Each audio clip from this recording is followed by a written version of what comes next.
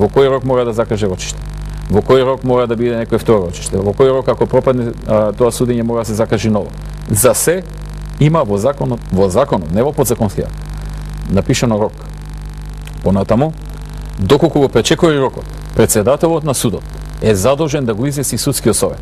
И судскиот совет да го повика на разговор судијата и да изврши контрола зошто се пречекоруваат роковите.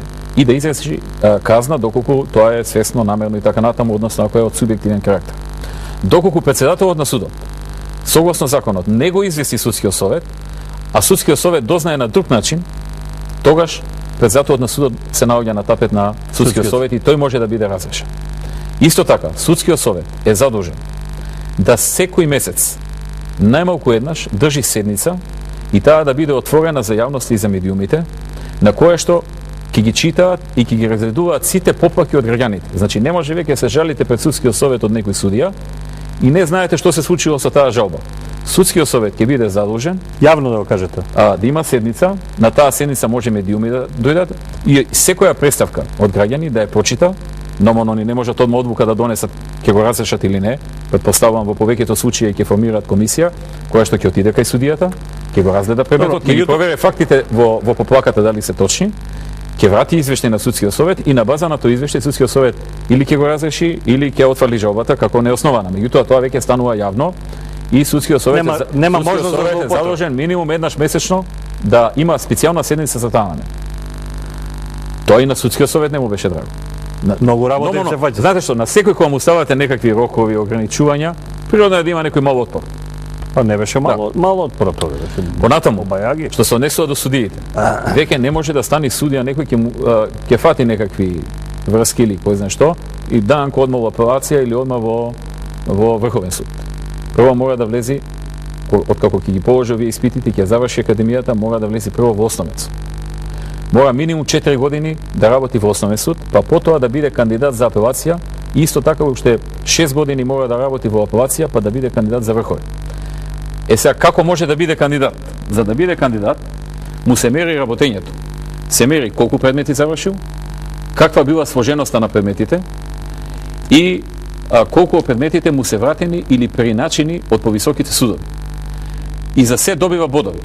И тој може многу лесно сам да си ги пресмета бодовите. Дали има шанси да напредува? Да. И колегите може да му ги пресметат и секој на секого му ги знае бодовите.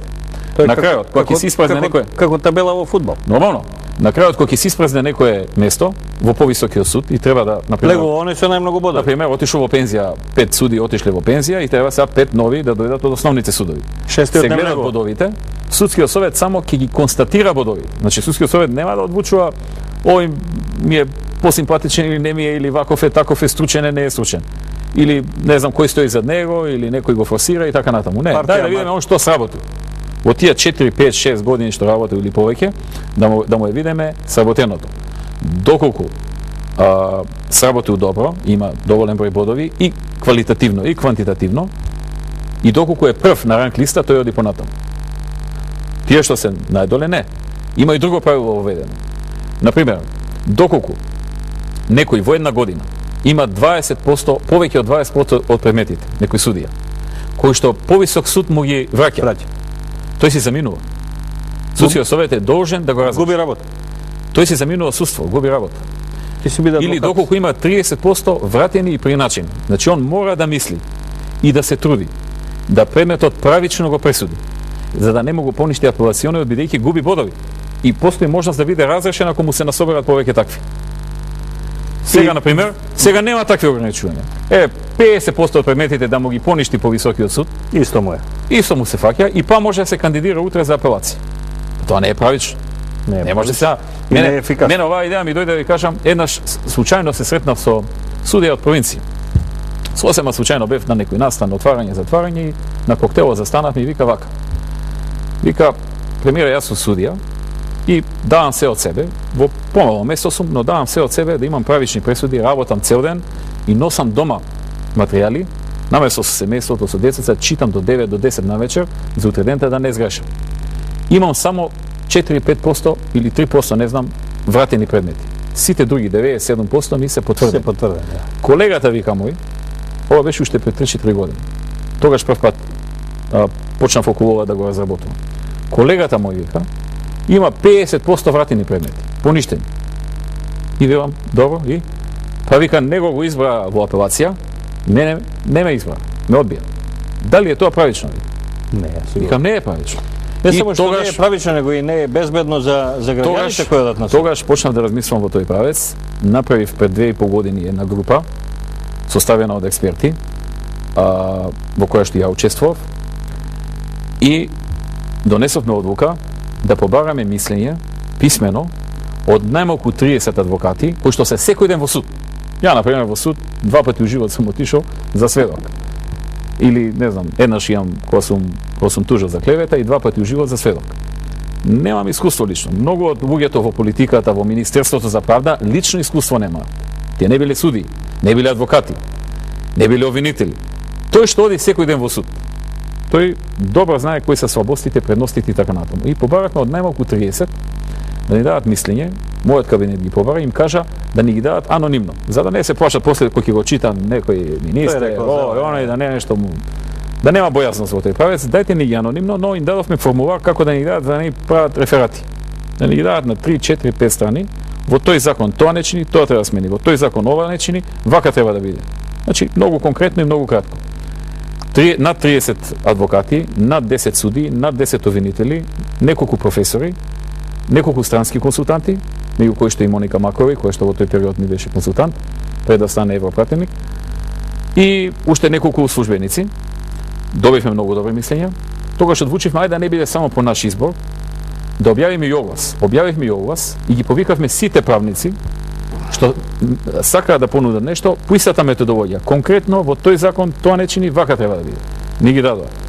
2 години ги анализиравме, работевме, читавме, сум поменал преку 15 состаноци по 4-5 сата во детално анализирање. А секој на крај го направивме овој пакет на закони. Го испративме до USAID, го испративме до Европска унија, го испративме до многу меѓународни институции, примивме мислења, примивме забелешки, дел од забелешките ги прифативме, поголем дел. Немаше кој знае колку, но поголем дел ги прифативме и ги направивме оваа група на закони од кои што многу мал сегмент, јас ја ви кажам. И кои сега ќе се имплементира до Проблемот е што тие не можат сите да стапат на сила веднаш. Например, една од работите таму веќе нема да има, кога судат, нели, нема да има, како се вика оно прераскажано, кој што кажал, туку ќе има стенограм. Сега, например, се прави некаков записник, тој кога дошол во одбраната кажал тоа и тоа е некако прераскажано. Сега стенограм. За да има стенограм, треба да има цела апаратура за снимање, за да може после стенограм да се направи. Тоа треба да се набави, тоа е постапка која што и сега да речеме, тој дел сме го внеле да биде за понакрај. За после 6 месеци или после една година. За друг дел треба некои други услови да се исполнат. Така што еден дел од работите ќе стапат на сила од нова година, друг дел ќе стапат од 12-та и дел од 13-та. И ја не очекувам спектакуларно брзи резултати. Немојте да мислите дека не знам во наредните 6 месеци или година кој знае што ќе се случи. Но на долг рок, после 4, 5, 7, 9, 10 години, 15, прво ќе се смени структурата во судството. Новите луѓе што ќе доаѓаат во судството ќе бидат со посилен капацитет и со посилен интегритет. Ќе се смени полека и менталитетот на размислување. И редица други работи ви земат многу време за ова прашање. Сакаш да кажеш дека со иста ваква посветеност ти до година ќе се фокусираш и на јавната администрација. Апсолутно. Добро. Идеме на една мала И тоа пауза. не значи дека до година се ќе средимо јавната. Не, тоа не, него посветеноста вака во детали, во и во администрацијата. Не може да имате спектакуларен резултат, например, го носите законот и од денеска е се поинаку. Да. Но да обезбедиме нешто во наредните 5-7 години да тргне во добар правец. Тоа е целта.